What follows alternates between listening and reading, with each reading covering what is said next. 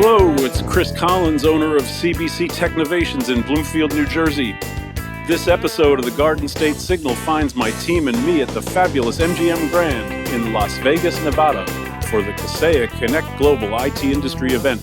So why don't we start out by taking a quick look at the event happenings, and then we'll come back and meet our guests. Till then.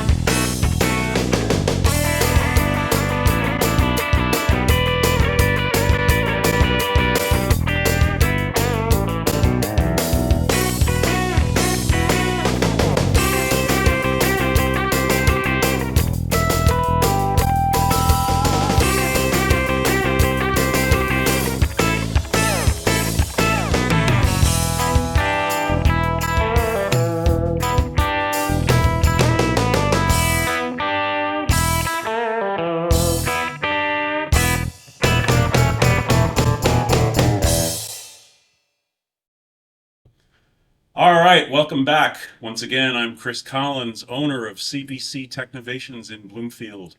Hope you enjoyed that brief look at this really awesome IT industry event that my team and I attend every year here in fabulous Las Vegas. Now, I'm joined today by two of my peers who are also just all-around good guys, Lane Kohama and Daniel Sweeten. Hello, guys. How you doing? Aloha. Aloha. Doing great. It's always great to be here in Las Vegas, Nevada. I couldn't agree more. Why don't you guys take a minute and just tell me a little bit about who you are and what you do in terms of the IT firm you work at? Absolutely. I'm Lane Kohama. Aloha, everyone out there. I've been doing MSP work for 23 years, and I get to have a lot of fun meeting amazing people like Daniel and Chris. And we actually do a lot of cybersecurity compliance and just taking care of computer support issues, just like Chris and Daniel here. Excellent. And my name is Daniel Sweeten. I work for Ascension IT. We're based out of Birmingham, Alabama. We do, again, like Lane, a lot of compliance, CMMC, HIPAA, PCI, FedRAMP, things of that nature. We have clients all the way from Texas all the way into Florida. So if you're anywhere in the southern United States, feel free to hit us up. All right. Well, it's nice to hear that little bit of information about you guys and what you do. You know, I have to say, this podcast normally focuses on small business in northern New Jersey. So those of you watching or listening might be asking yourselves, how can three guys talking tech from Las Vegas provide any insights into my business and its technology needs, or provide any value to me all the way in New Jersey, 3,000 miles away? Now, I'm hoping the answer to that question will be forthcoming as we chat, but I want to start off by just pointing out that to me, as the owner of an IT support and managed services firm, I always find collaboration with other IT people and other firms to be very, very valuable, not only to me, but to my clients as well. We share ideas, we talk tech, we talk strategies. When there's new things, new trends in our industry, we're able to bounce ideas off of each other. And I think what happens is we all come away better for it. And when we're better IT people, our clients are better served as a result.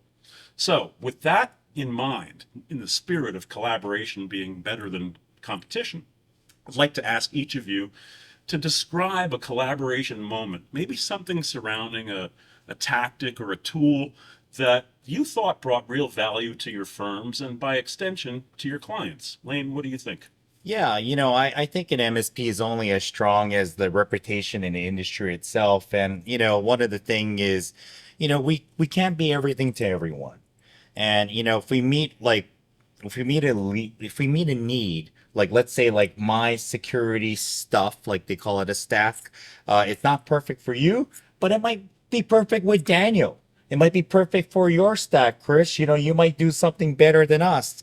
Then it gains me a partner, but it also ensures that client, has the best, outcome for their business. And the other thing too is that if we deliver poor service as an MSP, that also gives the MSP name a bad A name. really bad name. Absolutely. And then all of a sudden it's like, well, don't use MSPs. It's like, no, Right. Chris and Daniel are amazing. You know? So one of those moments is like, you know, I always meet Daniel, as you know, Chris. We come together, we come to connect IT, and then the beard of knowledge, as I call him, he kind of shows up with his laptop, shows us a tool, and he says, hey, Lane, look at this. This is what we use for our client. And one of the things he was showing me is this vulnerability scanner. And he's like, look at all the things I can do. I automated this. I got this thing going. It's running like lemmings. All the lemmings are working for me. And look at what it stopped. And those are the aha moments that I can tell you that I get from this man right Yeah, here. and I mean, you. I know I'm supposed to be asking you guys the questions, but I couldn't agree more.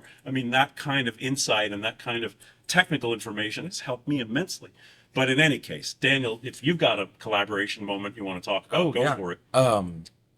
So one of the biggest challenges that I face personally is whenever it comes to client interactions.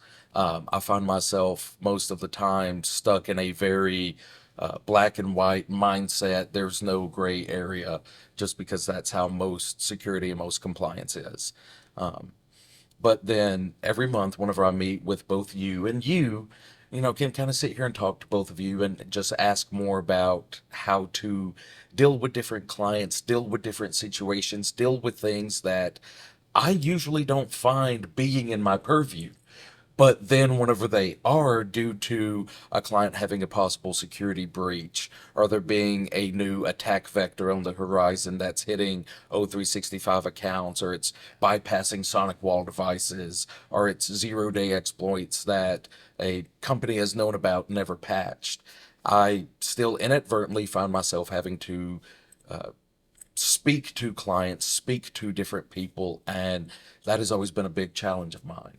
And just having both of you to bounce ideas off of, to work with, has helped me grow personally as well as professionally. So for that, I would love to say thank you to both of you for that. I think that's fantastic. And then, if both of you remember, there was sometime last year when we were getting together on the meetings, and I was kind of picking your brains on how to deal with a situation. Yeah. And that was after going through my entire staff and my entire team, and we had what we thought was a good solid point. But it never hurts to ingest more information. Yep. It never hurts to reach out to other people who have different mindsets and different opinions, different values, different structures, and get their input on it as well.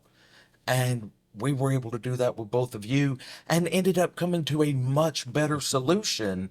And whenever I was able to take that back to the team, they loved it. They wanted to know where it came from. And I was like, well, it came from Chris and Lane, of just sitting down, taking an hour a month, and just having a quick little conversation. It led to a better result for the client.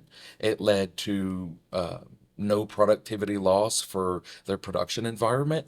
And it led to strengthening the relationship between us and one of our clients. And we couldn't have hit that point without the collaboration from both of you.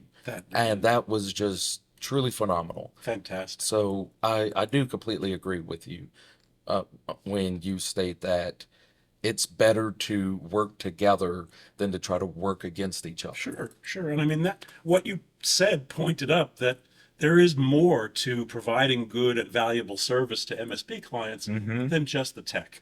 Correct. So, excuse me. Well, that's a fantastic answer. I really appreciate that from both of you. Thank you. I want to spin things a little bit and talk more specifically about client pain points. Yeah. And, you know, what methods you use and what you share when we meet, or what you would be willing to share in the future with regard to how your firms and you guys specifically find hidden client pain points. Any particular techniques or anything that you've done collaborating with your peers that has helped you in overcoming those pain points? Oh, absolutely. I mean, you know, like what Daniel's saying is data, right? I mean, AI is all about data. It's what the AI has and the data you ingest in it.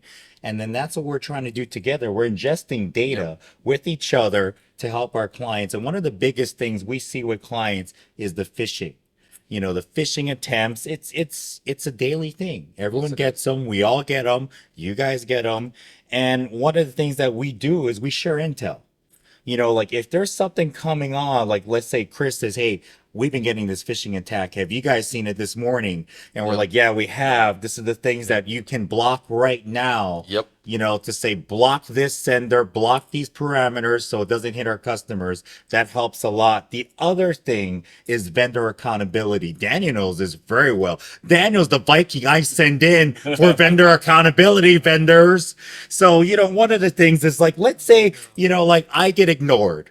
Right. And then Chris is getting ignored. They were like, call in the Viking. Right. And all of a sudden, we get like the Viking, we get like 7 other guys that are MSPs. And then we, instead of just one, the power of 1, we get the power of 10. Right. And then we got 10 people going to the vendor saying, we got this pain point. Help us out here. If not, we're throwing the Viking and your guys are done. We got the Irish guy we're going to throw him into. Come on. We got the crazy Hawaiian. We're throwing that guy in there. So that's one of the things that we use as part of, you know, like leveraging each other. Which ultimately helps the customers too. Yep. Because if Yep. you get your relationship with your vendor to be streamlined and smooth, Yep. who's going to win? You are, but so's your clientele. Bingo. And at that point, everybody wins because the client is secured, the client is protected, and they have what they need. And if you have found a way to increase profitability for your business, you have now won, as well as gaining that strength and relationship with the client. And if you had to turn around and get another service to do this, your vendor has won as well. Right. One of the biggest pain points I see in the industry is you will have IT professionals, whether it's in-house or MSPs, and they look at their vendors in a parasitic relationship instead of a symbiotic relationship. The biggest thing to keep in mind is, yes, your account manager, he is there to sell you things. That's his job. That does not mean that he wants to sell you so many tools you cannot afford to keep operating and you go bankrupt. Because at that point, he loses all that money. His business loses all that money. He wants to give you the tools you need so you can succeed, so you can implement them and you can fully flesh them out and push them out to everybody. So that way you can make more money and in turn, they make more money.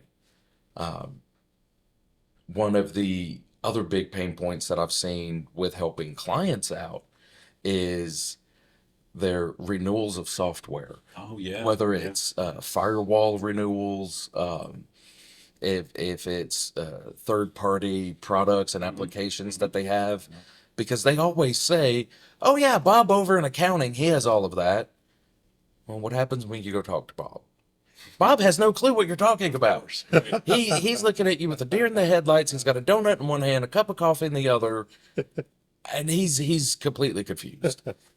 So finding tools that can help leverage that can help keep on top of when this needs to be renewed, because it's always better to go to the client, 3 to 6 months before and say, "Hey, your IDS and IPS and your QOL, all of that on your firewall is about to expire.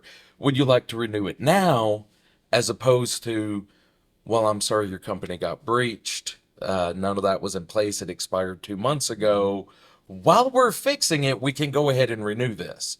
Because at that point, they've lost money, they've lost productivity, and they've lost trust. Right. Right. And 2 of those are easy to fix. Sure, absolutely. And that is exactly the kind of thing that we've discussed among the 3 of us in the past that has Constantly. directly helped me and my firm and therefore my clients. Yeah. We've implemented tools at your suggestion that allow us to be notified well in advance of domain expirations, firewall support expirations, MS365 tenant expirations, and it's really helped our clients gain more trust in us because we're able to be proactive. And let's not forget with the changes coming out, the SSL certifications. Oh, yes. Those are going to start expiring every 45 days come 2028. Right. Yeah. It's a good point. Well, this is fantastic information. I don't want to run it too long because it is a podcast, but because the whole idea was to meet up here in Vegas as we always do and get some word out to our Northern New Jersey businesses, I'll wrap it up by asking you guys if there's anything specific that you're looking forward to either learning or sharing at next year's event or even at our next monthly meetup. Anything you guys have in mind? Yeah, I think I think one of the things I'm always looking forward to is that, again, you know how we always have knowledge bases for our customers, Yes. right? I consider us knowledge bases for each other, Yes. for computer owners. Yes. And what I love is that, you know, when my team is out there, your team is out there, you know, your guys, you know, your colleagues are out there on Connect IT, we gather all that information, and then someone's perspective, you, Chris, got something out of there, you, Daniel, got something out of there, I got something out of there. We come together and we say, what did you think was the best product for email security? Right. What do you feel that this product is going to do to help our customer and their pain points? Most definitely. So that's what I'm excited about. Yeah. I'm excited for our next month meeting to get together to see how the changes in AI have affected the current stack we're all using, Yeah. how that's going to be updated, what new ways we're going to be able to use to assess threats and use, you know, rules-based logic behind it, and just see what areas that we thought were good and squared away on, and now we're starting to find those little chinks in the armor. Sure. I'm very curious to see how all of us are going to utilize these tools moving forward, because let's face it, we're all going to do it differently. But then when the three of us get together and you talk about your strategy and you talk about yours and, you know, I present mine, now it's fully protecting everything, because we're all going to see something that the other person missed. Right. Right.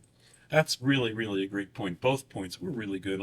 Guys, I got to tell you, I was going to wrap it up, and I will, but I'm going to finish off. I'm going to finish off by saying that, you know, I think one of the great benefits, and I hope the people watching and listening are seeing and hearing this, is that in addition to wanting to do our jobs well, wanting to do right by our clientele, wanting to do the best we can for our teams and our firms, you can feel a palpable sense of excitement about technology, excitement about things that are coming up, that are on the horizon.